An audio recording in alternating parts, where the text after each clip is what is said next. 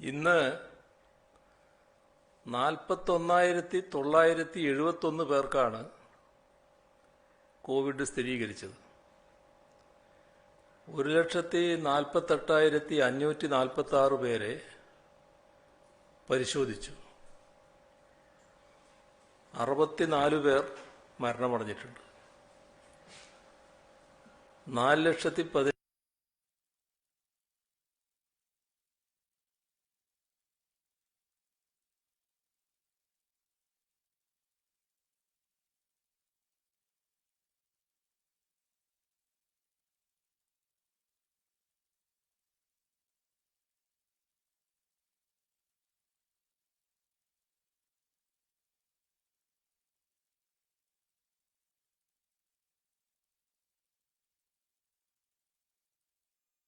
പ്രതിരോധിക്കാനും നമ്മുടെ തദ്ദേശ സ്വയംഭരണ സ്ഥാപനങ്ങൾ വഹിച്ച പങ്ക് നിസ്തുലമാണ്.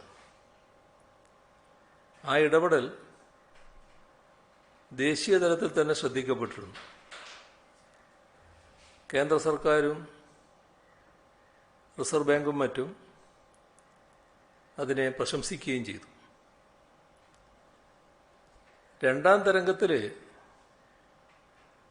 നാം കൂടുതൽ വെല്ലുവിളിയാണ് നേരിടുന്നത്. തീവ്ര വ്യാപന സ്വഭാവമുള്ള വൈറസാണ് ഈ ഘട്ടത്തിൽ കാണുന്നത്. ആദ്യഘട്ടത്തിലെന്ന പോലെ നിർണായകമായ പങ്കുവഹിക്കാൻ തദ്ദേശ സ്വയംഭരണ സ്ഥാപനങ്ങൾക്ക് കഴിയും. സംസ്ഥാനത്തെ തദ്ദേശ സ്വയംഭരണ സ്ഥാപനങ്ങളിലെ ജനപ്രതിനിധികളുമായി ഇന്ന് ആശയവിനിമയം നടത്തി. ജനങ്ങളെ അണിനിരത്തിയും സർക്കാരുമായി കൈകോർത്തും ശക്തമായ പ്രതിരോധം തീർക്കുന്നതിന് എല്ലാ കഴിവും ഉപയോഗിക്കാൻ തദ്ദേശ സ്വയംഭരണ സ്ഥാപനങ്ങളോട് അഭ്യർത്ഥിക്കുകയുണ്ടായി. ഒന്നാം ഘട്ടത്തിൽ മികച്ച പ്രവർത്തനം നടത്തിയവരും അതിന് നേതൃത്വം നൽകിയവരുമായ കുറച്ചു പേർ ഇപ്പോഴും തദ്ദേശ സ്വയംഭരണ സ്ഥാപനങ്ങളുടെ പ്രതിനിധികളായി തുടരുന്നുണ്ട്. അവരുടെ അനുഭവ പരിജ്ഞാനം കൂടി ഉപയോഗപ്പെടുത്തി പ്രതിരോധ പ്രവർത്തനത്തിൽ മുന്നിട്ടിറങ്ങണം എന്നാണ് അഭ്യർത്ഥിച്ചിട്ടുള്ളത്. രണ്ടാം ഘട്ടത്തിൽ പ്രതിരോധത്തിന് സഹായകരമായി ചില ഘടകങ്ങളുണ്ട് എന്നത് ആശ്വാസകരമാണ്. ആരോഗ്യ പ്രവർത്തകർ, പോലീസ്, സർക്കാർ ഉദ്യോഗസ്ഥർ, 60 വയസ്സിന് മുകളിലുള്ളവർ എന്നിവർക്ക് വാക്സിൻ നൽകാൻ കഴിഞ്ഞു. അതൊരു അനുകൂല സാഹചര്യമാണ്. 45 വയസ്സിന് മുകളിലുള്ളവരുടെ വാക്സിനേഷനും ആരംഭിച്ചിരിക്കുന്നു. വാക്സിൻ എടുത്തു എന്നതുകൊണ്ട് മാത്രം ജാഗ്രത കുറക്കാനാവില്ല. കോവിഡിന്റെ തീവ്രവ്യാപനം തടയുക, രോഗബാധിതർക്ക് നല്ല ചികിത്സാ സൗകര്യം ഉറപ്പാക്കുക, അതോടൊപ്പം എല്ലാവർക്കും വാക്സിൻ നൽകുക, ഇതാണ് സർക്കാരിൻ്റെ നയവും അടിയന്തര കടമയും. വലിയ തോതിൽ രോഗവ്യാപനമുള്ള ചില ജില്ലകളും പ്രദേശങ്ങളുമുണ്ട്. ചില തദ്ദേശ ഭരണ സ്ഥാപന പരിധിയിൽ ടെസ്റ്റ് പോസിറ്റിവിറ്റി നിരക്ക് വളരെ കൂടുതലാണ്. ഒരു ഘട്ടത്തിൽ TPR ടെസ്റ്റ് പോസിറ്റിവിറ്റി റേറ്റ് 28% വരെ ഉയർന്നിരുന്നു. അതിൽ അല്പം കുറവ് വന്നിട്ടുണ്ടെങ്കിലും ആശ്വസിക്കാവുന്ന നിലയിലേക്ക് നാം എത്തിയിട്ടില്ല. TPR കൂടുതലുള്ള സ്ഥലങ്ങളിൽ കൂടുതൽ ജാഗ്രതയോടെയുള്ള ഇടപെടലുണ്ടാവണം. ചില തദ്ദേശ ഭരണ സ്ഥാപന പരിധിയിൽ ചികിത്സാ സൗകര്യങ്ങളുടെ കുറവ് കാണുന്നുണ്ട്. വേണ്ടത്ര CFLTCകളോ CLTCകളോ വീടുകളിൽ ചികിത്സിക്കാൻ സൗകര്യമില്ലാത്തവർക്കുള്ള കേന്ദ്രങ്ങളോ, ആ കേന്ദ്രങ്ങളെ DCCകൾ എന്നാണ് പറയുന്നത്, ഇല്ലാത്ത തദ്ദേശ ഭരണ സ്ഥാപനങ്ങളുണ്ട്. ഇത്തരം കുറവുകൾ അടിയന്തരമായി പരിഹരിക്കണം. കോവിഡ് ചികിത്സാ കേന്ദ്രങ്ങൾ തുറക്കാൻ അനുയോജ്യമായ സ്ഥലങ്ങൾ ഉടനെ കണ്ടെത്തി മുന്നൊരുക്കങ്ങൾ നടത്തണം. കോവിഡ് വ്യാപന ഘട്ടമായതുകൊണ്ട് അത്തരം ഒരുക്കങ്ങൾ ഏറ്റവും പ്രധാനമാണ്. ആവശ്യം വന്നാൽ യുദ്ധകാലാടിസ്ഥാനത്തിൽ ചികിത്സാ കേന്ദ്രങ്ങൾ തുറക്കാൻ കഴിയണം. ഇതിന്റെ ഭാഗമായി ആവശ്യത്തിന് ആരോഗ്യ പ്രവർത്തകരെയും സന്നദ്ധ പ്രവർത്തകരെയും ശുചീകരണ പ്രവർത്തകരെയും കണ്ടെത്തണം. ആദ്യഘട്ടത്തിൽ ഏറ്റവും നന്നായി പ്രവർത്തിച്ചത് വാർഡ് തല സമിതികളായിരുന്നു. ഈ ഘട്ടത്തിൽ പലയിടത്തും വാർഡ് തല സമിതികൾ സജീവമല്ല. വാർഡ് തല സമിതികൾ ഇപ്പോഴും വന്നിട്ടില്ലാത്ത ചില തദ്ദേശ ഭരണ സ്ഥാപനങ്ങളുമുണ്ട്. അലംഭാവം പിടിഞ്ഞ് മുഴുവൻ വാർഡുകളിലും സമിതികൾ രൂപീകരിക്കണം. വാർഡ് തല സമിതികൾ അവരുടെ വാർഡിലെ വീടുകൾ സന്ദർശിച്ച് പൊതുവായ വിലയിരുത്തൽ നടത്തേണ്ടത് അനിവാര്യമാണ്. വ്യാപനത്തിന്റെ ശരിയായ നില മനസ്സിലാക്കി പഞ്ചായത്ത് തലത്തിലോ മുനിസിപ്പൽ കോർപ്പറേഷൻ തലത്തിലോ എന്തൊക്കെ കാര്യങ്ങളാണ് ചെയ്യേണ്ടത് എന്ന് റിപ്പോർട്ട് ചെയ്യണം. ചില കാര്യങ്ങളിൽ ജില്ലാ പഞ്ചായത്തിൻ്റെയോ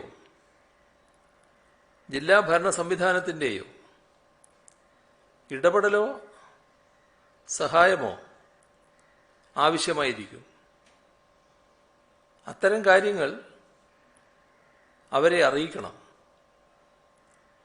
വീടുകളിൽ നിരീക്ഷണത്തിൽ കഴിയുന്നവരെ നിരന്തരം നിരീക്ഷിക്കേണ്ടതുണ്ട്.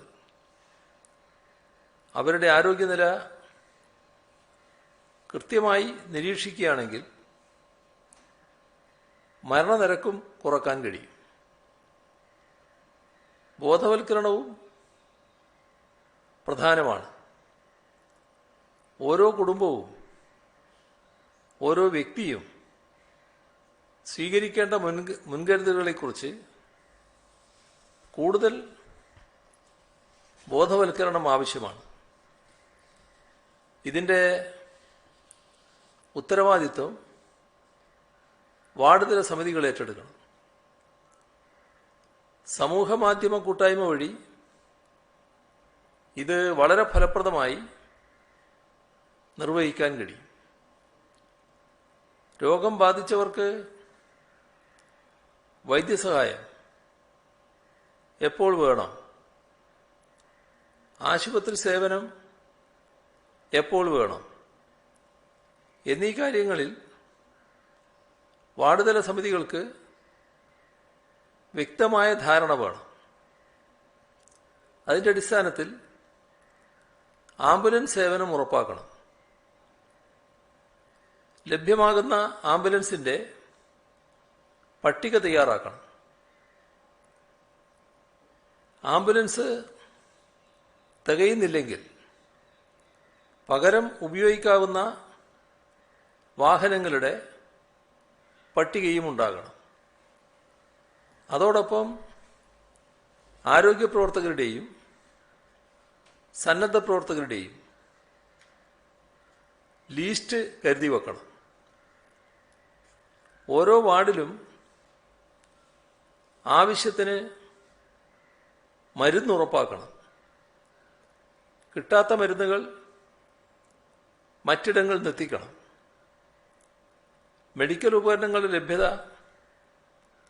ആവശ്യത്തിനുണ്ടോ എന്ന് പരിശോധിക്കണം. ഉപകരണങ്ങൾക്ക് അമിത വില ഈടാക്കുന്ന പ്രശ്നം ചിലയിടത്ത് ഉയർന്നിട്ടുണ്ട്. ജില്ലാ ഭരണ സംവിധാനത്തിൻ്റെ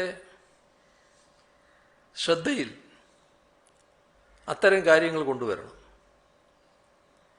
പൾസ് ഓക്സിമീറ്റർ, മാസ്ക് എന്നിവയ്ക്ക് അമിത വില ഈടാക്കുന്നതിനെതിരെ കർശന നടപടിയെടുക്കും. തദ്ദേശ സ്വയംഭരണ സ്ഥാപനങ്ങൾ വാർഡ് തല സമിതികൾക്ക് ആവശ്യമായ സഹായം അപ്പോൾ ലഭ്യമാക്കണം. വാക്സിനേഷൻ കേന്ദ്രങ്ങളിൽ തിരക്കൊഴിവാക്കുന്നതിനും വാർഡ് സമിതികൾക്ക് ഫലപ്രദമായി ഇടപെടാൻ കഴിയും. ശവശരീരം മാനദണ്ഡങ്ങൾ പാലിച്ചുകൊണ്ട് മറവ് ചെയ്യാനോ സംസ്കരിക്കാനോ ഉള്ള സഹായം വാർഡ് തല സമിതി നൽകണം. മുൻപ് പൾസ് ഓക്സിമീറ്ററുകൾ ശേഖരിച്ച് അതിൻ്റെ ഒരു പൂളുണ്ടാക്കാൻ, നേരത്തെ വാങ്ങിയ പൾസ് ഓക്സിമീറ്ററും ചിലരുടെ കയ്യിലുണ്ടാവും, അതൊക്കെ ശേഖരിച്ച് ഒരു പൂൾ ഉണ്ടാക്കാനും വാർഡ് തല സമിതികൾ നേതൃത്വം നൽകണം. അനാവശ്യ ഭീതി പരത്തുന്ന സന്ദേശങ്ങൾ പ്രചരിപ്പിക്കുന്ന അത്തരം കാര്യങ്ങൾ ശ്രദ്ധയിൽപ്പെട്ടാൽ പോലീസിനെയോ ജില്ലാ ഭരണ സംവിധാനത്തെയോ അറിയിക്കണം. വാർഡ് തല സമിതി അംഗങ്ങളെ കോവിഡ് പ്രതിരോധത്തിൻ്റെ മുൻനിര പ്രവർത്തകരായാണ് കാണുന്നത്. 18-45 പ്രായമുള്ളവർക്ക് വാക്സിൻ നൽകുമ്പോൾ ഇവർക്ക് മുൻഗണനയുണ്ടാവും. കാരണം രോഗികളുമായി അടുത്ത സമ്പർക്കം പുലർത്തുന്നവരാണ് വാർഡ് സമിതി അംഗങ്ങൾ. അവർ സ്വയം മുൻകരുതൽ സ്വീകരിക്കുകയും വേണം. പ്രതിരോധത്തിൻ്റെ ഭാഗമായി ഓരോ തദ്ദേശ സ്ഥാപന പരിധിയിലും സന്നദ്ധ സേന രൂപീകരിക്കണം. സന്നദ്ധ പ്രവർത്തകർ, മെഡിക്കൽ രംഗത്തുള്ളവർ, പാരാമെഡിക്കൽ രംഗത്തുള്ളവർ എന്നിവരുടെ പട്ടിക ആദ്യമേ തയ്യാറാക്കണം. വയോജനങ്ങളുടെ എണ്ണം കേരളത്തിൽ താരതമ്യേന കൂടുതലാണ്. പലരും മറ്റു വിവിധ രോഗങ്ങൾ ഉള്ളവരുമാണ്. അതുപോലെ അശരണരും കിടപ്പ് രോഗികളുമുണ്ട്. ഇവരുടെ പട്ടിക വാർഡ് തല സമിതി തയ്യാറാക്കണം. ഇവർക്ക് വൈദ്യസഹായം ഉറപ്പാക്കണം. ഭിന്നശേഷിക്കാരുടെ കാര്യത്തിലും പ്രത്യേക ശ്രദ്ധ ഉണ്ടാവണം. പ്രാദേശിക സ്ഥാപന തലത്തിൽ 24 മണിക്കൂറും പ്രവർത്തിക്കുന്ന കൺട്രോൾ റൂമുകൾ തുറക്കാനും ഇന്ന് നിർദ്ദേശിച്ചിട്ടുണ്ട്. കോവിഡ് ചികിത്സ ലഭ്യമാകുന്ന കേന്ദ്രങ്ങളെപ്പറ്റിയുള്ള മുഴുവൻ വിവരങ്ങളും കൺട്രോൾ റൂമിലുണ്ടാകണം. ഇതിൻ്റെ ഭാഗമായി മെഡിക്കൽ ടീമിനെയും സജ്ജമാക്കാനാവണം. സാധിക്കുമെങ്കിൽ ഒന്നിലധികം മെഡിക്കൽ ടീം രൂപീകരിക്കണം. സർക്കാരും പ്രൈവറ്റ് മേഖലയിലും ജോലി ചെയ്യുന്ന ഡോക്ടർമാരെ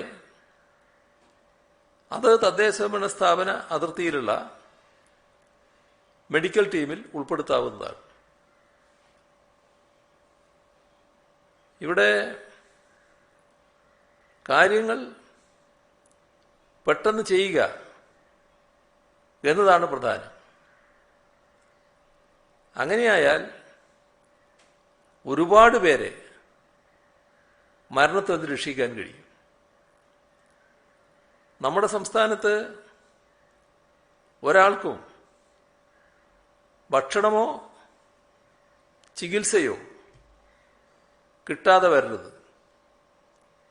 ലോക്ക്ഡൗൺ ആയതുകൊണ്ട് മരുന്നും അവശ്യവസ്തുക്കളും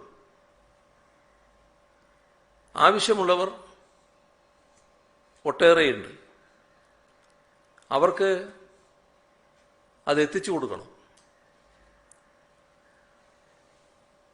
പട്ടിണി കിടക്കാൻ ഇടവരുന്നവരുടെ പട്ടിക വാർഡ് സമിതികൾ തയ്യാറാക്കണം. ഏതെങ്കിലും യാചകർ ചില പ്രദേശങ്ങളിലുണ്ടെങ്കിൽ അവർക്ക് ഭക്ഷണം ഉറപ്പാക്കണം. എല്ലാവർക്കും ഭക്ഷണം ഉറപ്പാക്കുന്ന സമീപനം സ്വീകരിക്കണം. പട്ടണങ്ങളിലും മറ്റും വീടുകളിലല്ലാതെ കഴിയുന്ന ഒട്ടേറെ പേരുണ്ട്. അത്തരം ആളുകൾക്ക് ഭക്ഷണം ലഭിക്കുമെന്ന് ഉറപ്പുണ്ടാക്കണം. ജനകീയ ഹോട്ടൽ ഉള്ളിടത്ത് അതുവഴി ഭക്ഷണം നൽകാനാവും. ഇല്ലാത്ത പ്രദേശങ്ങളുണ്ടാവും. അവിടങ്ങളിൽ നേരത്തെ നമ്മൾ ആരംഭിച്ചതുപോലെ സമൂഹ അടുക്കള ആരംഭിക്കാനുമാവണം. ആദിവാസി മേഖലയിൽ പ്രത്യേകമായ ശ്രദ്ധ വേണം. അതിഥി തൊഴിലാളികൾക്കിടയിൽ ഒഴിഞ്ഞുമാറാൻ ആരെയും അനുവദിക്കരുത്. പോസിറ്റീവായവരെ മറ്റുള്ളവരുടെ സുരക്ഷ കരുതി മാറ്റി പാർപ്പിക്കുക തന്നെ വേണം. നിർമ്മാണ പ്രവർത്തനം സർക്കാർ അനുവദിച്ചിട്ടുണ്ട്. തൊഴിലാളികള് നിർമ്മാണ സൈറ്റിൽ തന്നെ താമസിക്കുന്ന സ്ഥിതി ഉണ്ടാവണം. അതല്ലെങ്കിൽ താമസ സ്ഥലത്ത് നിന്ന് വാഹനത്തിൽ കൊണ്ടുവരുന്നു. ജോലി കഴിഞ്ഞ് താമസ സ്ഥലത്തേക്ക് വാഹനത്തിൽ നിന്ന് തിരിച്ചു പോകുന്നു. അത്തരം സൗകര്യങ്ങൾ ഏർപ്പെടുത്തിയാൽ നിർമ്മാണ പ്രവർത്തനം നടത്താവുന്നതാണ്. ഇക്കാര്യത്തിൽ തൊഴിൽ വകുപ്പാണ് ആവശ്യമായ മേൽനോട്ടം വഹിക്കുക. ഭക്ഷണത്തിന്റെ എന്തെങ്കിലും പ്രശ്നങ്ങളുണ്ടെങ്കിൽ അത് തദ്ദേശ സ്വയംഭരണ സമിതി തന്നെ ശ്രദ്ധിക്കേണ്ടതായിട്ടാണുള്ളത്. അപ്പോൾ തദ്ദേശ സ്ഥാപനങ്ങൾ തന്നെ ഭക്ഷ്യകാര്യത്തിൽ നടപടികൾ സ്വീകരിക്കണം. ഓരോ തദ്ദേശ സ്വയംഭരണ സ്ഥാപനത്തിനും രോഗികളുടെ ആവശ്യത്തിന് ഒരു ഗതാഗത പ്ലാൻ ഉണ്ടാവണം. അതിൽ ആംബുലൻസ് മാത്രം പോരാ, മറ്റു വാഹനങ്ങളും ഉപയോഗിക്കാൻ കഴിയണം. ഒരു പഞ്ചായത്തിൽ 5 വാഹനം നഗരസഭയിൽ 10 വാഹനം. ഈ രീതിയിൽ ഉണ്ടാകേണ്ടതാണ്. അതേപോലെ തന്നെ കരുതണമെന്നും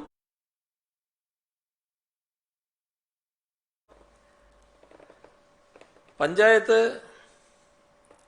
നഗരസഭാ തലത്തിൽ ഒരു കോർ ടീം വേണമെന്ന് നിർദ്ദേശിച്ചിട്ടുണ്ട്. പഞ്ചായത്ത് നഗരസഭ അധ്യക്ഷന്മാരുടെ നേതൃത്വത്തിലാണ് ഈ ടീം ഉണ്ടാവുക. ആ ടീമിൽ പഞ്ചായത്ത് സെക്രട്ടറി, ആരോഗ്യസമിതി chairman, police station house officer അല്ലെങ്കിൽ അദ്ദേഹത്തിന്റെ പ്രതിനിധി, സെക്ടറൽ മജിസ്ട്രേറ്റ്, മെഡിക്കൽ ഓഫീസർ, ഇവരെല്ലാം ഉണ്ടാകണം. അത്യാവശ്യം വേണ്ടവരെ ആരെങ്കിലും കൂടുതലായി ഉൾപ്പെടുത്തേണ്ടതുണ്ടെങ്കിൽ ഉൾപ്പെടുത്തുകയും ചെയ്യാം. കോവിഡ് പ്രതിരോധത്തോടൊപ്പം മഴക്കാല പൂർവ്വ ശുചീകരണത്തിലും തദ്ദേശ സ്ഥാപനങ്ങൾ ശ്രദ്ധിക്കേണ്ടതുണ്ട്. പ്രത്യേകിച്ച് മാർക്കറ്റുകൾ ശുചിയാക്കുന്ന കാര്യത്തിൽ പ്രത്യേക ശ്രദ്ധയുണ്ടാവണം.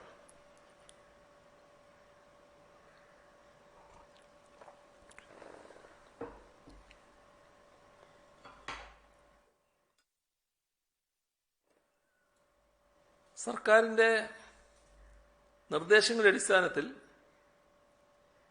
ആവശ്യമായ തീരുമാനങ്ങൾ അടിയന്തരമായി എടുക്കാൻ നിർദ്ദേശിച്ചിട്ടുണ്ട്. തദ്ദേശ സ്ഥാപനങ്ങൾ മുൻകൈയെടുത്താൽ എല്ലാം ഭംഗിയായി നിർവഹിക്കാൻ കഴിയും. അതിനുള്ള ശക്തി അവർക്കുണ്ട്. ജനങ്ങളുടെ അകമഴിഞ്ഞ പിന്തുണയും ലഭിക്കും. ഒരു വ്യക്തിക്ക് കോവിഡ് രോഗബാധയുണ്ടാവുമ്പോൾ ഏത് രീതിയിലാണ് രോഗിയും ആരോഗ്യ സംവിധാനവും പ്രവർത്തിക്കേണ്ടത് എന്നുള്ളതിന് കൃത്യമായ രീതി രൂപപ്പെടുത്തിയിട്ടുണ്ട്. ടെസ്റ്റ് ചെയ്യുന്നത് സ്വകാര്യ ലാബിലായാലും സർക്കാർ ലാബിലായാലും ടെസ്റ്റ് റിസൾട്ടുകൾ അതാ ജില്ലകളിലെ DPMSUകളിലേക്ക് അയക്കുകയാണ് വേണ്ടത്. അവിടെ റിസൾട്ടുകൾ എത്തിയാൽ ഉടനെ റാപ്പിഡ് റെസ്പോൺസ് ടീമിന് കൈമാറും. അതിനിടയിൽ SMS ആയിട്ട് റിസൾട്ട് ടെസ്റ്റ് ചെയ്ത വ്യക്തിക്ക് അയക്കും. അത് റിസൾട്ട് അറിയിക്കാനുള്ള മൊബൈൽ ആപ്പിൽ നിന്നും ഡൗൺലോഡ് ചെയ്യാനും സാധിക്കും. രോഗം പോസിറ്റീവായ വ്യക്തിയെ RRT നേരിട്ട് ബന്ധപ്പെടും. വിവരം രോഗബാധിതനെ അറിയിക്കും. ഇങ്ങനെ അറിയിക്കുന്നയാളായിരിക്കും ആരോഗ്യ സംവിധാനവുമായി അദ്ദേഹത്തെ ബന്ധിപ്പിക്കുന്ന കോണ്ടാക്ട് പോയിന്റ്. ഈ ഉദ്യോഗസ്ഥൻ രോഗിയുടെ മറ്റ് രോഗാവസ്ഥകളെക്കുറിച്ചും വീട്ടിലെ സൗകര്യങ്ങളെക്കുറിച്ചുമുള്ള വിവരങ്ങൾ അന്വേഷിക്കും. രോഗലക്ഷണങ്ങൾ തീരെയില്ലാത്തവരെയും നേരിയ രോഗലക്ഷണങ്ങൾ മാത്രം ഉള്ളവരെയും വീടുകളിൽ തന്നെ ക്വാറന്റൈൻ ചെയ്യുന്നതിനാവശ്യമായ നിർദ്ദേശങ്ങൾ നൽകും. വീട്ടിൽ ക്വാറന്റൈനിൽ ഇരിക്കാൻ പ്രയാസമുള്ളവർ അവരുടെ പ്രദേശത്തെ വാർഡ് തല സമിതിയുമായി ബന്ധപ്പെടണം. തദ്ദേശഭരണ സ്ഥാപനങ്ങൾ സജ്ജീകരിച്ച ഡൊമിസിലറി കെയർ സെന്ററുകൾ അവർക്ക് വേണ്ടി ലഭ്യമാക്കും. ഈ ഡൊമിസിലറി കെയർ സെന്ററുകളെ ഇനി അങ്ങോട്ട് ഇക്കാര്യത്തിന് DCCകൾ എന്ന് വിളിക്കാമെന്നാണ് തോന്നുന്നത്. രോഗബാധിതനാകുന്ന വ്യക്തിയുടെ വീടുകളിലെ മറ്റംഗങ്ങളും സാധാരണഗതിയിൽ പ്രൈമറി കോണ്ടാക്റ്റിൽ വരുന്നവരായിരിക്കും. ഈ ഘട്ടത്തിൽ അവർക്കാവശ്യമായ ഭക്ഷണം, മരുന്നുകൾ ഉൾപ്പെടെയുള്ള സൗകര്യങ്ങൾ ഉറപ്പുവരുത്തേണ്ടത് വാർഡ് ഹെൽത്ത് സമിതികളുടെ ഉത്തരവാദിത്തമാണ്. അതുകൊണ്ട് രോഗികളാകുന്ന എല്ലാവരും തന്നെ അവരുടെ വാർഡ്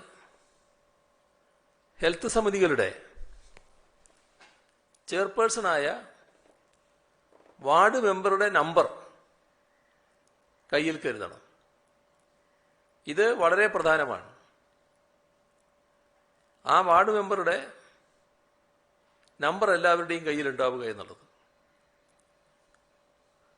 വീടുകളിൽ കഴിയുന്നവർക്ക് ശ്വാസതടസ്സം അനുഭവപ്പെടുന്ന സാഹചര്യത്തിലോ പൾസ് ഓക്സിമീറ്ററിൽ ഓക്സിജൻ നില കുറയുന്ന സാഹചര്യത്തിലോ അവരെ എത്രയും പെട്ടെന്ന് ആശുപത്രിയിലേക്ക് മാറ്റേണ്ടതാണ്. അത്തരമൊരു ഘട്ടത്തിൽ ഉടനടി ചെയ്യേണ്ടത് റാപ്പിഡ് റെസ്പോൺസ് ടീമിലെ കോണ്ടാക്ട് പേഴ്സണെ ആ വിവരം അറിയിക്കുക എന്നതാണ്. RRT ആ വിവരം ജില്ലാ കൺട്രോൾ യൂണിറ്റ് ഷിഫ്റ്റിംഗ് ടീമിന് നിർദ്ദേശം നൽകുകയും ചെയ്യും. രോഗാവസ്ഥയുടെ സ്വഭാവത്തിനനുസരിച്ച് ഈ ഷിഫ്റ്റിംഗ് ടീം രോഗിയെ CFLTCയിലേക്കോ CSLTCയിലേക്കോ കോവിഡ് കെയർ ഹോസ്പിറ്റലുകളിലേക്കോ ആവശ്യമാണെങ്കിൽ മെഡിക്കൽ കോളേജിലേക്കോ മാറ്റുന്നതായിരിക്കും. ഇതിനായി ആംബുലൻസുകൾ എല്ലായിടത്തും വിന്യസിച്ചിട്ടുണ്ട്. ഇതോടൊപ്പം പഞ്ചായത്തുകളുടെ കീഴിലുള്ള ആംബുലൻസുകൾ, മറ്റു വാഹനങ്ങൾ ഈ കേന്ദ്രീകൃത പൂളിൽ ഉൾപ്പെടുത്തി മെഡിക്കൽ ഷിഫ്റ്റിംഗ് സമ്പ്രദായത്തെ കൂടുതൽ ശക്തമാക്കിയിട്ടുണ്ട്. ചിലപ്പോൾ ഒരിടത്ത് ആംബുലൻസ് ആവശ്യത്തിനുണ്ടാവില്ല. അപ്പോൾ പകരം ആംബുലൻസായി ഉപയോഗിക്കാവുന്ന വാഹനങ്ങൾ ഏതൊക്കെയാണെന്ന് തിട്ടപ്പെടുത്തേണ്ടതാണ്. അപ്പോൾ പഞ്ചായത്ത് തലത്തിലും നഗരസഭാ തലത്തിലും നിശ്ചിത എണ്ണം അത്തരം വാഹനങ്ങൾ കൂടി ഉണ്ടാവണം. ഒരു അടിയന്തര ഘട്ടം വന്നാൽ ഷിഫ്റ്റ് ചെയ്യാൻ വാഹനമില്ല എന്ന അവസ്ഥ ഒഴിവാക്കുന്നതിനാണിത്.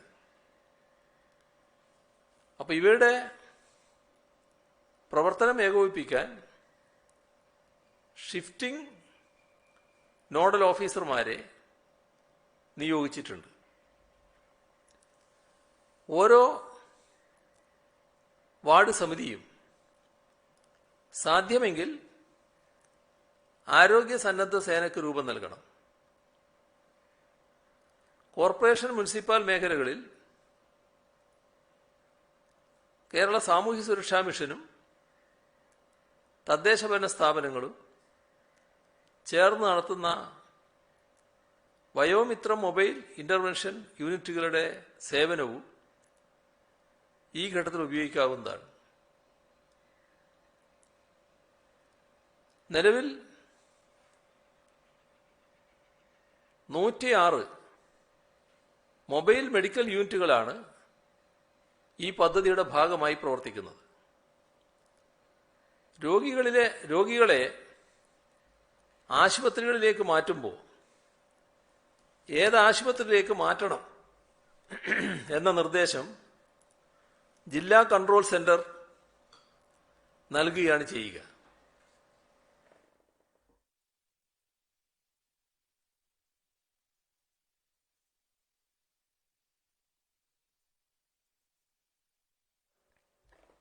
എല്ലാ സർക്കാർ സ്വകാര്യ ആശുപത്രികളിലെയും ICU, വെന്റിലേറ്റർ, ബെഡുകൾ, ഓക്സിജൻ തുടങ്ങിയവയുടെ ലഭ്യത, രോഗികളുടെ എണ്ണം, ഇത്തരം കാര്യങ്ങളെല്ലാം നിർബന്ധമായും ജില്ലാ കൺട്രോൾ സെന്ററുകളിൽ നിരന്തരമായി അപ്ഡേറ്റ് ചെയ്യേണ്ടതാണ്. ഈ കാര്യങ്ങൾ പരിഗണിച്ചുകൊണ്ടായിരിക്കും രോഗിയെ ഏത് ആശുപത്രിയിലേക്ക് മാറ്റണമെന്ന് തീരുമാനിക്കുന്നത്. ഓരോ പഞ്ചായത്തിലും കോവിഡ് കോൾ സെന്ററുകൾ രൂപീകരിച്ച് ഉടനടി പ്രവർത്തനം ആരംഭിക്കാൻ നിർദ്ദേശം നൽകിയിട്ടുണ്ട്. പഞ്ചായത്തിലും നഗരസഭാ തലത്തിലും ഈ കോൾ സെന്ററുകൾ അതാത് ജില്ലകളിലെ കൺട്രോൾ സെന്ററുകളുമായി ബന്ധപ്പെട്ട് പ്രവർത്തിക്കണം. ആ ഏകോപനം ഉറപ്പുവരുത്തേണ്ട ഉത്തരവാദിത്വം ജില്ലാ കളക്ടർമാർക്കാണ്. വീടുകളിൽ കഴിയുന്നവർക്ക് കോവിഡ് ഉൾപ്പെടെയുള്ള ഏത് രോഗബാധയാണെങ്കിലും സഞ്ജീവനി വഴി ടെലിമെഡിസിൻ സേവനം നേടാൻ കഴിയും. ആശുപത്രികളിലേക്ക് പോകുന്നതിന് പകരം കഴിയാവുന്നത്ര സേവനം ഉപയോഗിക്കാൻ എല്ലാവരും ശ്രമിക്കണം. ബെഡുകൾ, ICU ബെഡുകൾ, വെന്റിലേറ്ററുകൾ, ഓക്സിജൻ ബെഡുകൾ തുടങ്ങിയവ കോവിഡ് രോഗികളുടെയും കോവിഡേതര രോഗികളുടെയും ചികിത്സക്കായി ഉപയോഗിക്കുന്നതിൻ്റെ വിശദാംശങ്ങൾ എല്ലാ സർക്കാർ സ്വകാര്യ ആശുപത്രികളും ഓരോ 4 മണിക്കൂർ കൂടുന്തോറും നിർബന്ധമായും ജില്ലാ കൺട്രോൾ സെന്ററിൽ റിപ്പോർട്ട് നൽകണം. ഇതിൽ വീഴ്ച വരുത്തുന്നത് സർക്കാർ ഓഡിറ്റിംഗിന്റെ ഭാഗമായി കണ്ടെത്തിയാൽ Kerala epidemic diseases act, disaster management act എന്നിവയനുസരിച്ച് കർശനമായ നിയമ നടപടികൾ സ്വീകരിക്കുന്നതായിരിക്കും. സ്വകാര്യ ക്ലിനിക്കുകളിൽ ചിലതെല്ലാം കോവിഡ് പ്രോട്ടോക്കോളുകൾ ശരിയായ രീതിയിൽ പാലിക്കാതെ പ്രവർത്തിക്കുന്നു എന്ന പരാതി വരുന്നുണ്ട്. കോവിഡ് ടെസ്റ്റിനാവശ്യമായ സ്വാബുകൾ ശേഖരിക്കുന്നത് ആ കാര്യത്തിലും തിരക്കുകൾ നിയന്ത്രിക്കുന്ന കാര്യത്തിലും പാലിക്കേണ്ട മാനദണ്ഡങ്ങളിൽ വീഴ്ചയുണ്ടാകരുത്. അത്തരത്തിലുള്ള പ്രവണതകളെ വളരെ ഗൗരവത്തോടെയാണ് സർക്കാർ കാണുന്നത്. കർശനമായ നിയമ നടപടികൾ അത്തരം സ്ഥാപനങ്ങൾ നേരിടേണ്ടി വരും.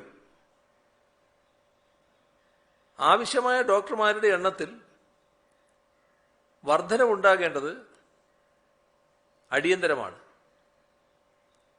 അതുകൊണ്ട് തന്നെ സർക്കാർ മെഡിക്കൽ കോളേജുകളിൽ നിന്നും ഹൗസ് സർജൻസി കഴിഞ്ഞ് ഇറങ്ങിയവരിൽ നോൺ അക്കാഡമിക് JR ആയി ചുമതലയേൽക്കാൻ നിർദ്ദേശം ലഭിച്ചവർ എത്രയും പെട്ടെന്ന് അത് ചെയ്യേണ്ടതാണ്. അല്ലാത്തപക്ഷം സ്വകാര്യ സ്ഥാപനങ്ങളിൽ പഠിച്ചിറങ്ങിയവരെ നിയമിച്ചുകൊണ്ട് മെഡിക്കൽ കോളേജുകൾ ആ ഒഴിവുകൾ നികത്തണം. ഉപയോഗിച്ച മാസ്കുകൾ വലിച്ചെറിയുന്നത് വ്യാപകമായി കാണുന്നു. ഇത് രോഗപകർച്ചയ്ക്ക് പുറമെ മാലിന്യ പ്രശ്നവും ഉണ്ടാക്കും. മാസ്കുകൾ ഉപയോഗത്തിന് ശേഷം നശിപ്പിക്കാൻ ശ്രദ്ധിക്കണം. സംസ്ഥാന ദുരന്ത നിവാരണ അതോറിറ്റിയും നിഷും ചേർന്ന് ശ്രവണ പരിമിതിയുള്ളവർക്കായി ഹെൽപ്പ് ലൈൻ സ്ഥാപിച്ചിട്ടുണ്ട്. വീഡിയോ കോൾ വഴിയാണ് ഈ ഹെൽപ്പ് ലൈൻ മാനസിക സമ്മർദ്ദം ലഘൂകരിക്കുന്നതിനുള്ള സഹായവും ഈ ഹെൽപ്പ് ലൈനിൽ ലഭ്യമാണ്. ഹെൽപ്പ് ലൈൻ നമ്പറുകൾ ദുരന്ത നിവാരണ അതോറിറ്റി പ്രസിദ്ധീകരിച്ചിട്ടുണ്ട്. ലോക്ക്ഡൌൺ നടപ്പാക്കാൻ പോലീസ് കർശന നടപടികളാണ് സ്വീകരിച്ചു വരുന്നത്. ലോക്ക്ഡൌൺ നിയന്ത്രണങ്ങൾ സംബന്ധിച്ച് സാമൂഹ്യ മാധ്യമങ്ങളിലൂടെ കൃത്യമായ വിവരങ്ങൾ ജനങ്ങൾക്ക് നൽകുന്നുണ്ട്. ഇത് തുടരും. അടിയന്തര ഘട്ടങ്ങളിൽ യാത്ര ചെയ്യുന്നതിന് പോലീസ് നൽകുന്ന പാസിന് അപേക്ഷിക്കാനുള്ള ഓൺലൈൻ സംവിധാനം ഇപ്പോൾ പ്രവർത്തനക്ഷമമായിട്ടുണ്ട്. വളരെ അത്യാവശ്യമുള്ളവർ മാത്രമേ ഓൺലൈൻ പാസിന് അപേക്ഷിക്കാവൂ. pass.bsafe.kerala.gov.in എന്ന വെബ്സൈറ്റിലൂടെ പാസിന് അപേക്ഷിക്കാം. അവശ്യ സർവീസ് വിഭാഗത്തിലെ തിരിച്ചറിയൽ കാർഡ് ഇല്ലാത്തവർക്കും വീട്ടുജോലിക്കാർ, തൊഴിലാളികൾ എന്നിവർക്കുമാണ് ഓൺലൈനായി അപേക്ഷിക്കാവുന്നത്. ഇവർക്ക് വേണ്ടി ഇവരുടെ തൊഴിൽദായകർക്കും അപേക്ഷിക്കാം. യാത്രാനുമതി കിട്ടിയാൽ ഈ വെബ്സൈറ്റിൽ നിന്ന് തന്നെ പാസ് ഡൗൺലോഡ് ചെയ്യാം. ജില്ല വിട്ട് യാത്ര ചെയ്യുന്നത് പൊതുവെ നിരുത്സാഹപ്പെടുത്താനാണ് തീരുമാനം. അടുത്ത ബന്ധുവിൻ്റെ മരണം, വിവാഹം, വളരെ അടുത്ത ബന്ധുവായ രോഗിയെ സന്ദർശിക്കൽ, ഒരു രോഗിയെ ചികിത്സാവശ്യാർത്ഥം മറ്റൊരിടത്തേക്ക് കൊണ്ടുപോകൽ മുതലായ കാര്യങ്ങൾക്ക് മാത്രമേ ജില്ല വിട്ട് യാത്ര അനുവദിക്കൂ. പോലീസ് പാസിനോടൊപ്പം തിരിച്ചറിയൽ കാർഡ് കൂടി കരുതേണ്ടതാണ്. വാക്സിനേഷന് പോകുന്നവർക്കും അത്യാവശ്യ സാധനങ്ങൾ വാങ്ങാനായി തൊട്ടടുത്തുള്ള കടകളിൽ പോകുന്നവർക്കും സത്യവാങ്മൂലം മതി. അതിൻ്റെ മാതൃകയും ഈ വെബ്സൈറ്റിൽ ലഭിക്കും. ഈ മാതൃകയിൽ വെള്ള പേപ്പറിൽ സത്യവാങ്മൂലം തയ്യാറാക്കിയാലും മതിയാകും. ആവർത്തിച്ച് വ്യക്തമാക്കേണ്ട ഒരു കാര്യം, വാക്സിൻ കേന്ദ്രങ്ങളിൽ ജനം കൂട്ടം കൂടാൻ പാടില്ല എന്നാണ്. നിർദ്ദേശത്തിന് വിരുദ്ധമായി പ്രവർത്തിച്ചാൽ ഹൈക്കോടതി നിർദ്ദേശപ്രകാരം നടപടിയെടുക്കുന്നതാണ്. മരുന്ന് കടകൾ, പലവ്യഞ്ജന കടകൾ എന്നിവിടങ്ങളിലെ തിരക്ക് ഒഴിവാക്കാനും സാമൂഹ്യ അകലം പാലിക്കാനും നടപടി സ്വീകരിക്കണം. ഇതിലെല്ലാം ഹോം ഡെലിവറി സംവിധാനം ശക്തിപ്പെടുത്താനാവണം. വളരെ അത്യാവശ്യമായ ഘട്ടങ്ങളിൽ മാത്രമേ ജനങ്ങൾ പുറത്തിറങ്ങാവൂ എന്നാണ് വീണ്ടും വീണ്ടും അഭ്യർത്ഥിക്കാനുള്ളത്. ഇക്കാര്യത്തിൽ എല്ലാവരും പോലീസിന്റെ നിർദ്ദേശങ്ങൾ അനുസരിക്കാൻ തയ്യാറാവണം. കഴിഞ്ഞ 24 മണിക്കൂറിനുള്ളിൽ സംസ്ഥാനത്ത് മാസ്ക് ധരിക്കാത്ത 21,534 ആളുകൾക്കെതിരെ കേസ് രജിസ്റ്റർ ചെയ്തു. സാമൂഹിക അകലം പാലിക്കാത്തതിന് 13,030 പേർക്കെതിരെയും നിയമ നടപടി സ്വീകരിച്ചു. പിഴയായി 76,18,100 രൂപയാണ് ഇക്കഴിഞ്ഞ ദിവസം ഈടാക്കിയത്. കോവിഡ് ചികിത്സയുമായി ബന്ധപ്പെട്ട് മരുന്നും മറ്റ് അവശ്യ ഉപകരണങ്ങളും വിദേശ രാജ്യങ്ങളിൽ ഇറക്കുമതി ചെയ്യാൻ കേന്ദ്ര സർക്കാരിൽ നിന്ന് അനുമതി ലഭിച്ചിട്ടുണ്ട്. ഇത്തരത്തിലെത്തുന്ന വസ്തുക്കൾക്ക് ഇറക്കുമതി തീരുവ പൂർണ്ണമായും ഒഴിവാക്കും.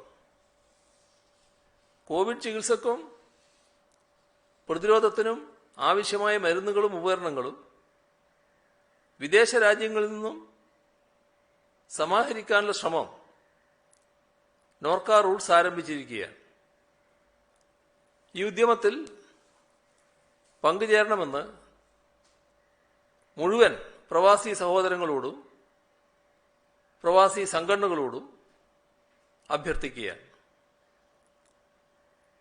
പല പ്രദേശങ്ങളിൽ നിന്നും നമ്മെ സഹായിക്കാൻ നിരവധി പേർ മുന്നോട്ട് വരുന്നുണ്ട്.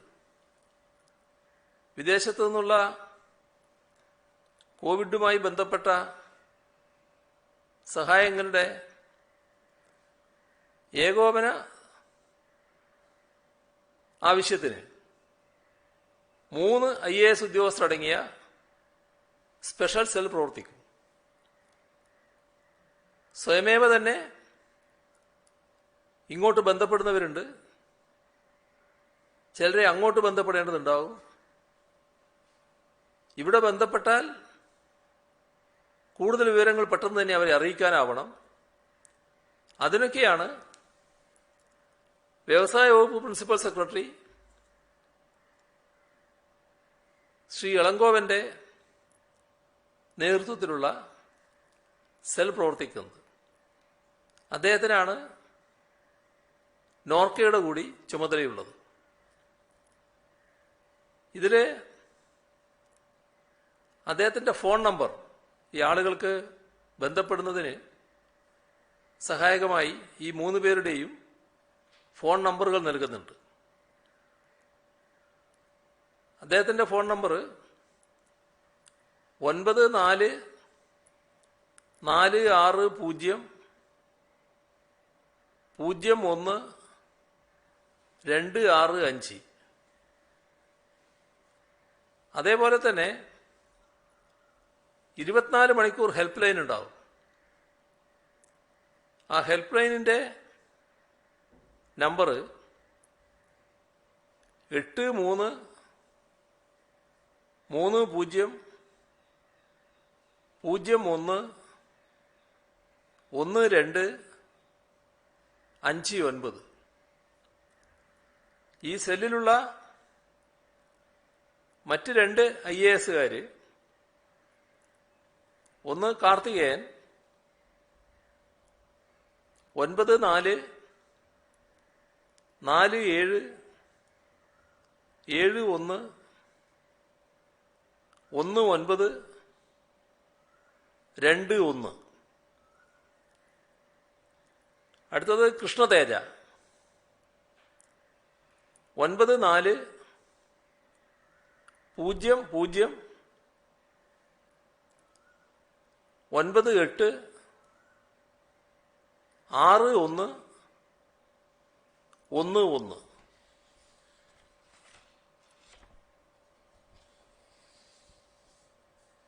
ഏതാവശ്യത്തിനും ഏത് സംശയ ദൂരീകരണത്തിനും ഇവരിൽ ആരെയും വിളിക്കാവുന്നതാണ്. തുറ നടപടികളും ഉണ്ടാകും. അതോടൊപ്പം ഇതില് കാണേണ്ടത് കോവിഡുമായി ബന്ധപ്പെട്ട സഹായങ്ങളുടെ ഏകോപനത്തിലാണ് ഈ സമിതി. ഏതാവശ്യത്തിനെന്ന് പറഞ്ഞപ്പോൾ ആ ആവശ്യത്തിനാണ് ഇവരെ ബന്ധപ്പെടാൻ തയ്യാറാകേണ്ടത്. ദുരിതാശ്വാസ നിധിയിലേക്കുള്ള സഹായം വലിയ തോതിൽ പ്രവഹിക്കുകയാണ്. അതിൽ കോവിഡ് പ്രതിരോധത്തിന് ആരോഗ്യ മേഖലയിൽ യന്ത്രോപകരണങ്ങളും മറ്റ് സൗകര്യങ്ങളും ഒരുക്കുന്നതിനായി 7 കോടി രൂപ നൽകുമെന്ന് Walt Disney India, Star India എന്നിവയ്ക്ക് വേണ്ടി പ്രസിഡന്റ് ശ്രീ കെ മാധവൻ നേരിട്ട് അറിയിക്കുകയുണ്ടായി. ഇതിൽ ഏതൊക്കെ സാധനങ്ങളാണ്, ഉപകരണങ്ങളാണ് നമുക്ക് ആവശ്യമുള്ളത് എന്നറിയിച്ചാൽ പെട്ടെന്ന് തന്നെ ഇവിടെ എത്തിക്കാൻ ശ്രമിക്കുമെന്നാണ് അദ്ദേഹം ഉറപ്പ് നൽകിയിട്ടുള്ളത്. അപ്പോൾ ആ കാര്യത്തിൽ ശ്രീ ഇളങ്കോവന്റെ നേതൃത്വത്തിലുള്ള ടീമാണ് പെട്ടെന്ന് തന്നെ ഇക്കാര്യത്തിൽ നടപടികൾ സ്വീകരിക്കുക. അതേപോലെ Lulu group chairman doctor M A Yusuf Ali 5 crore രൂപ മുഖ്യമന്ത്രിയുടെ ദുരിതാശ്വാസ നിധിയിലേക്ക് നൽകുമെന്ന് നേരിട്ട് അറിയിച്ചിട്ടുണ്ട്. കലയപുരം CSI ഹോസ്പിറ്റൽ നവീകരിച്ച് കോവിഡ് സെന്ററായി പ്രവർത്തിക്കുന്നതിന് CSI കൊല്ലം കൊട്ടാരക്കര രൂപതാ ബിഷപ്പ് ഉമ്മൻ ജോർജ് സമ്മതം രേഖപ്പെടുത്തിയിട്ടുണ്ട്. അതിന് 25 ലക്ഷം രൂപ അനുവദിച്ചതായും അദ്ദേഹം അറിയിച്ചിട്ടുണ്ട്. ആലുവ ജില്ലാ ആശുപത്രിയിൽ 60 ICU കിടക്കകൾ വാങ്ങാൻ ഫെഡറൽ ബാങ്ക് 3 കോടി 50 ലക്ഷം രൂപ സംഭാവന ചെയ്തിട്ടുണ്ട്. പെരിങ്ങണ്ടൂർ സർവീസ് സഹകരണ ബാങ്ക് ജീവനക്കാരുടെ വിഹിതം ഉൾപ്പെടെ 10,44,722 രൂപ, കടന്നപ്പള്ളി പാണപ്പുഴ സർവീസ് സഹകരണ ബാങ്ക് 10 ലക്ഷം, കുന്നരു സർവീസ് സഹകരണ ബാങ്ക് 7,56,096 രൂപ, Cherthala government servants cooperative society 5 ലക്ഷം രൂപ, പേരാമ്പ്ര റീജിയണൽ കോപ്പറേറ്റീവ് ബാങ്ക് 6 ലക്ഷം, ഏഴോം സർവീസ് സഹകരണ ബാങ്ക് 6 ലക്ഷം, പനമരം ഗ്രാമപഞ്ചായത്ത് 5 ലക്ഷം, കലവൂർ സർവീസ് സഹകരണ ബാങ്ക് 3 ലക്ഷം. മെയ് 31 വിരമിക്കുന്ന ശ്രീകണ്ഠാപുരം SES കോളേജിലെ ഫിസിക്സ് വിഭാഗം അധ്യാപിക ഷീല M. ജോസഫ് 1,10,10,000 രൂപ. COA സംസ്ഥാന പ്രസിഡന്റും കേരള വിഷൻ സ്ഥാപക ചെയർമാനുമായിരുന്ന NH അൻവറിന്റെ ഓർമ്മദിനത്തിൽ COA കാസർഗോഡ് ജില്ലാ കമ്മിറ്റിയും കേന്ദ്ര കമ്മിറ്റിയും സംയുക്തമായി 1 ലക്ഷം രൂപ. എറണാകുളം ജില്ലാ panchayat senior superintendent R. Manjula 1 ലക്ഷം രൂപ. ഏഴോത്തെ ഈച്ച ബാലകൃഷ്ണനും കുടുംബവും 1 ലക്ഷം രൂപ. VM ഉണ്ണികൃഷ്ണൻ പയ്യന്നൂർ കോറോ 1 ലക്ഷം രൂപ. Alappuzha my Kairali tour operators association 52,000 രൂപ. Arikkuzha government high school teacher Nexy Joseph 59,829 രൂപ. വയനാട് കള്ളുഷാപ്പ് ലൈസൻസി അസോസിയേഷൻ 50,000 രൂപ. Kerala agricultural technical staff union CITU 50,000 രൂപ. ലീല കോട്ടായി ചോറോട് 50,000 രൂപ. Retired advocate general secretary Unnikrishnan S 50,000 രൂപ. Aruvikkara Kadambanad government LP school അധ്യാപകർ 50,000 രൂപ. പിലാത്തറയിലെ P ലീന ടീച്ചർ 50,000 രൂപ. Senior citizens friends welfare association സംസ്ഥാന കമ്മിറ്റി ആദ്യ ഗഡു 50,000. DAKF പാലക്കാട് ജില്ലാ committee 40,000. KSRTC pensioners organisation Thiruvananthapuram ജില്ലാ president Sisupalan 30,000. Kerala water authority employees union CITU മുൻ ജനറൽ സെക്രട്ടറി J ശശാങ്കൻ 25,461 രൂപ. Karamana government boys higher secondary school student police cadet 25,001. Government farm workers union general secretary A Hakeem 25,000 ആദ്യ ഗഡു. Kerala NGO union Thiruvananthapuram ജില്ലാ committee അംഗം Lekha 25,000. Gurubrahma private limited company Kuzhur 25,000. Pattanakkad Mappilathara വീട്ടിൽ തങ്കമ്മ തൊഴിലുറപ്പ് കൂലിയിൽ നിന്ന് മിച്ചം വെച്ച് 25,000. വടക്കാഞ്ചേരി കമ്മന്തറ മദർ തെരേസ സ്കൂളിലെ വിദ്യാർത്ഥിനി തന്മയും സഹോദരി തനിഷയും ചേർന്ന് 12,000. തിരുവനന്തപുരം പവർ ഹൗസ് സബ്സ്റ്റേഷനിൽ നിന്നും അസിസ്റ്റന്റ് എഞ്ചിനീയറായി വിരമിച്ച പ്രദീപ് കുമാർ 10,000. ചേലക്കര പഞ്ചായത്തിലെ ഓട്ടുപാറക്കൽ വീട്ടിൽ ശങ്കരനാരായണന്റെ മരണാനന്തര ചടങ്ങുകൾ ഒഴിവാക്കി കുടുംബം 10,000 രൂപ. കോന്നിയിലെ സജീർ 8,508 രൂപ. പുത്തഞ്ചിറ സ്വദേശികളായ പടിയാഞ്ചേരി കുറുമ്പൻകുട്ടിയും ഭാര്യ അമ്മിണിയും ചേർന്ന് 5,000. പൂനെയിൽ വൈദിക വിദ്യാർത്ഥിയായ പാണഞ്ചേരി സ്വദേശി മെൽവിൻ വിൽസൺ 5,000. 2ാം ക്ലാസ് വിദ്യാർത്ഥി പ്രണവ് M ബിനു ഉളിക്കൽ വിഷുക്കൈനീട്ടം കിട്ടിയ 5,000. ആസാദി ക്ലബ് കിഴക്കേ കോവൽ അന്നൂർ 5,000. ഇത്രയുമാണ് ഇന്ന് കൈമാറാനുള്ള വിവരങ്ങൾ. ഇതോടൊപ്പം മറ്റൊരു പ്രധാന കാര്യം അറിയിക്കാനുള്ളത്, കോവിഡ് ജയിലുകളിലും കോവിഡ് ജയിലിനകത്ത് ഒട്ടേറെ പ്രതിസന്ധികൾ സൃഷ്ടിച്ചിട്ടുണ്ടല്ലോ. ഈ മഹാമാരി ഘട്ടത്തിലെ ജയിലുകളിലെ അന്തേവാസികളുടെ എണ്ണം കുറക്കൽ പ്രധാനമാണ് എന്നാണ് കാണുന്നത്. സർക്കാർ 600ഓളം തടവുകാർക്ക് 15 ദിവസം പരോൾ അനുവദിച്ചു കഴിഞ്ഞു. കോവിഡിന്റെ 1ാം വ്യാപന ഘട്ടത്തിൽ സുപ്രീം കോടതി നിർദ്ദേശപ്രകാരം ഹൈക്കോടതി 1,800ഓളം തടവുകാർക്ക് ഇളവ് നൽകുകയുണ്ടായി.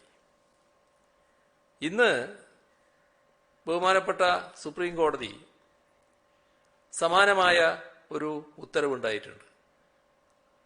അതിന്റെ അടിസ്ഥാനത്തിൽ ഹൈക്കോടതി ജഡ്ജി ഉൾപ്പെടുന്ന സമിതിയാണ് ഇക്കാര്യത്തിൽ പരിശോധന നടത്തേണ്ടത്. ഇത് വിചാരണ തടവുകാരുടെ കാര്യമാണ്. വിചാരണ തടവുകാരുടെ കാര്യത്തിൽ സംസ്ഥാന സർക്കാർ അല്ല തീരുമാനിക്കേണ്ടത്, കോടതിയാണ്. അതാണ് അതിനുള്ള പ്രത്യേകത. ഇതിന്റെ ഭാഗമായി ഹൈക്കോടതി ഉത്തരവുണ്ടായാൽ 600-ലധികം വിചാരണ റിമാൻഡ് തടവുകാർക്ക് ഇളവ് ലഭിക്കുമെന്നാണ് കരുതുന്നത്. ജയിലുകളിൽ രോഗവ്യാപനം ഉണ്ടാവാതിരിക്കാൻ ഈ നടപടികൾ സഹായകരമാകും. ഈ ലോക്ക്ഡൌണിന്റെ ഇന്ന് നല്ല രീതിയിലുള്ള ഒരു പൊതുജനങ്ങളുടെ സഹായം ഉണ്ടായി എന്നല്ലേ സർക്കാരുടെ വിലയിരുത്തൽ? ഈ രീതിയിൽ തന്നെ മുന്നോട്ട് പോകാന്നല്ലേ? ഇനിയും കൂടുതൽ കടുപ്പിക്കേണ്ട ഒരു സാഹചര്യം ഇപ്പോൾ ഇല്ല എന്നുള്ളല്ലേ പൊതു ഒരു വിലയിരുത്തൽ? എന്താ മനസ്സിലായില്ല? നല്ല രീതിയിലുള്ള ഒരു സഹകരണം അല്ലായിരുന്നോ അപ്പം ആദ്യ ദിവസം ഉണ്ടായത് പൊതുവിൽ? ലോക്ക്ഡൌണിന്റെ കാര്യമല്ലേ പറയുന്നത്? ലോക്ക്ഡൌൺ കാര്യത്തിലുള്ള സഹകരണമാണെന്ന് തോന്നുന്നു ഉദ്ദേശിച്ചത്. അത് നല്ല രീതിയിൽ തന്നെയാണ് സഹകരണം ഉണ്ടായത്. ആ സഹകരണം തുറന്നും ഉണ്ടാവണം എന്ന് തന്നെയാണ് അഭ്യർത്ഥിക്കാനുള്ളത്. ഈ ഓക്സിജന്റെ ലഭ്യത ഇപ്പൊ സംസ്ഥാനത്ത് എങ്ങനെയാണ്? ഇപ്പൊ ഇന്ന് തിരുവനന്തപുരത്ത് RCC ഉൾപ്പെടെ ഓക്സിജൻ ആവശ്യത്തിന് ലഭ്യമല്ലെന്നൊരു വിവരം ആശുപത്രി അധികൃതർ പറയുന്നുണ്ട്. അപ്പം ഓക്സിജന്റെ ഒരു ലഭ്യത നമ്മൾ എങ്ങനെയാണ് കൂടുതൽ ഉറപ്പുവരുത്തുന്നത്? ഓക്സിജന്റെ ലഭ്യത ഉറപ്പുവരുത്താനുള്ള എല്ലാ നടപടികളും സ്വീകരിച്ചിട്ടുണ്ട്. നമ്മൾ ഈ വരുന്ന 3-4 ദിവസത്തേക്കുള്ള ഓക്സിജൻ ലഭ്യതയുടെ കാര്യം ഗൗരവമായിട്ട് തന്നെ ചർച്ച ചെയ്യുകയുണ്ടായി. അപ്പോൾ അതിനാവശ്യമായ കരുതലുണ്ട് എന്നുള്ളത് തന്നെയാണ് കണ്ടിട്ടുള്ളത്. അതിൽ വലിയ പ്രശ്നങ്ങൾ ഉണ്ടാവില്ല. എന്നാൽ ചില സ്ഥലത്ത് ചില ആശുപത്രികൾ നമ്മുടെ സംവിധാനവുമായി ബന്ധപ്പെടാതെ നിൽക്കുന്നവരുണ്ട്. അവർ പെട്ടെന്നാണ് ഇങ്ങനെ ഓക്സിജൻ ക്ഷാമമുണ്ട് എന്നറിയിക്കുന്ന നില വരുന്നത്. അത്തരം സ്ഥലങ്ങളിലും കാര്യങ്ങൾ കൃത്യമായി എത്തിക്കുന്നതിനാണ് ഇപ്പോൾ നടപടികൾ സ്വീകരിക്കുന്നത്. ഏതായാലും ഓക്സിജൻ നമുക്ക് വലിയ അളവിൽ വേണ്ടിവരും. അതിനാവശ്യമായ നടപടികളും സർക്കാർ സ്വീകരിച്ചു വരുന്നുണ്ട്. ഈ മെഡിക്കൽ കോളേജിൽ മരിക്കുന്ന കോവിഡ് പോസിറ്റീവായി മരിക്കുന്നവരുടെ ബോഡി വിട്ടുകൊടുക്കുന്നതിന് വേണ്ടി കൺഫർമേഷൻ വേണം. അത് വൈകിട്ടോടു കൂടിയാണ് ഇപ്പോൾ കൺഫർമേഷൻ കിട്ടുന്നത്. പിന്നീട് പഞ്ചായത്തിൽ നിന്ന് അധികൃതർ വന്ന് ആ ബോഡി ഏറ്റെടുത്ത് ഈ ശവങ്ങളെല്ലാം കൂടെ ഒരു ഘട്ടത്തിൽ ഒരുമിച്ച് തന്നെ ഈ ശ്മശാനങ്ങളിലേക്ക് എത്തുന്ന ഒരു സാഹചര്യമുണ്ട്. അത് ഒഴിവാക്കാനുള്ള ഒരു നടപടി ഉണ്ടാവുമോ? അതുപോലെ തന്നെ ഈ RCCന്ന് ഓക്സിജൻ ആവശ്യപ്പെട്ട എന്തെങ്കിലും കത്തെങ്ങാനും സർക്കാരിന് നൽകിയിട്ടുണ്ടോ? അല്ല, ഇതിൽ പറഞ്ഞില്ലേ, ഈ ഓക്സിജൻ ആവശ്യമെന്ന് പറയുന്നത് അവിടെയുള്ള രോഗികളുടെ വർധനവ് വരുമ്പോൾ അതിനാവശ്യമായ രീതിയിൽ സ്റ്റോക്ക് ചെയ്യുന്നതിന് വേണ്ടിയാണ്. എന്നാൽ രോഗികളുടെ എണ്ണം എത്രയുണ്ട്, അവിടെ എത്ര ഓക്സിജൻ ആവശ്യമുണ്ട്, ഇതെല്ലാം കണക്കാക്കിയാണ് ഓക്സിജൻ നൽകി വരുന്നത്. അത്തരത്തിലൊരു പരിഭ്രാന്തിയുടേതായ അവസ്ഥ ഇപ്പോഴില്ല എന്നാണ് പൊതുവെ വിലയിരുത്തപ്പെടുന്നത്. അതേസമയം ഓക്സിജൻ ലഭ്യത വർദ്ധിപ്പിക്കുന്നതിനുള്ള എല്ലാ നടപടികളും സ്വീകരിച്ചു വരുന്നുമുണ്ട്.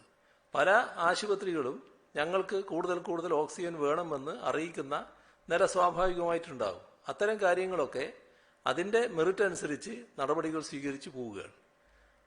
മരണകാര്യത്തിൽ എന്താണെന്നുള്ളത് അന്വേഷിക്കാം.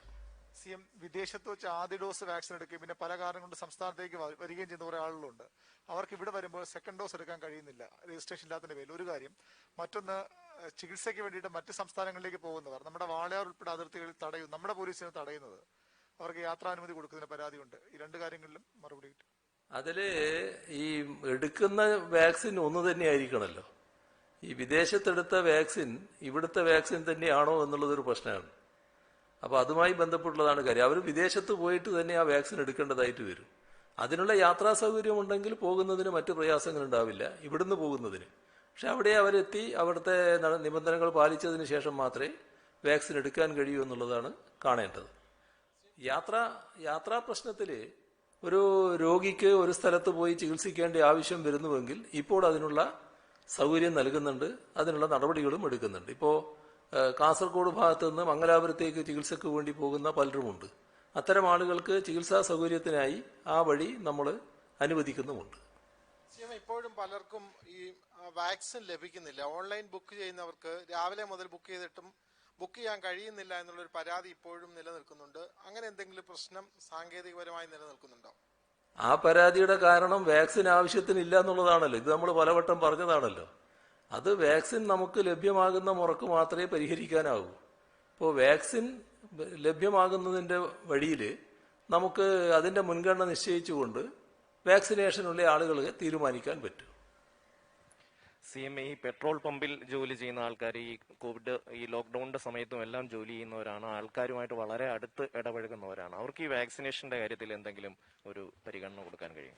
അങ്ങനെയുള്ള പലരുമുണ്ട്. പക്ഷേ നമ്മളിപ്പോൾ ആദ്യ പരിഗണന എന്നത് ഈ 45 വയസ്സിന് താഴെയുള്ളവരുടെ കാര്യമാണല്ലോ ഈ പറയുന്നത്, 18 മുതൽ 45 വരെയുള്ള. അപ്പോൾ ആദ്യ പരിഗണന വരുന്നത് ആ കൂട്ടത്തിലുള്ള രോഗികളായവരുടെ കാര്യത്തിലാണ്. പിന്നെ വാർഡ് തല സമിതികളിൽ അതിൻ്റെ ഭാഗമായി രോഗികളുമായി നേരിട്ട് ബന്ധപ്പെടുന്നവർ, ക്വാറന്റൈനിൽ കഴിയുന്നവരുമായി നേരിട്ട് ബന്ധപ്പെടുന്നവർ, അത്തരത്തിലുള്ള പ്രവർത്തകരുണ്ട്.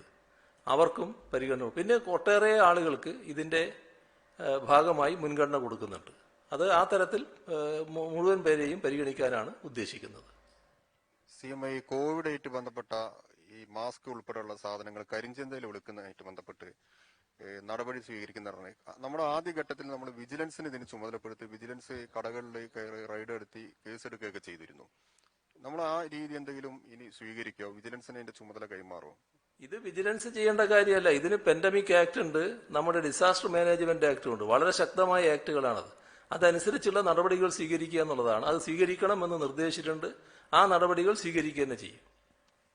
ചില സംസ്ഥാനങ്ങളൊക്കെ മാധ്യമപ്രവർത്തകരെ കോവിഡ് പോരാളികളായി പ്രഖ്യാപിച്ചിട്ടുണ്ട്. കേരളം അതിന്റെ ഏതെങ്കിലും നടപടിയിലേക്ക് നീങ്ങുമോ? അങ്ങനെയാണെങ്കിൽ മാധ്യമപ്രവർത്തകർ ഫുൾ ടൈം ഫീൽഡിലുള്ളതുകൊണ്ട് വാക്സിന്റെ കാര്യത്തിലൊക്കെ ഒരു വേഗത്തിൽ കിട്ടും. ഇപ്പോൾ ഞങ്ങൾ മാധ്യമ സ്ഥാപനത്തിലെ ആളുകളായാലും കേബിൾ ടിവിയിലെ ആൾക്കാരായാലും ഫുൾ ടൈം ആയിട്ട് ഇങ്ങനെ നിൽക്കുവാണ്.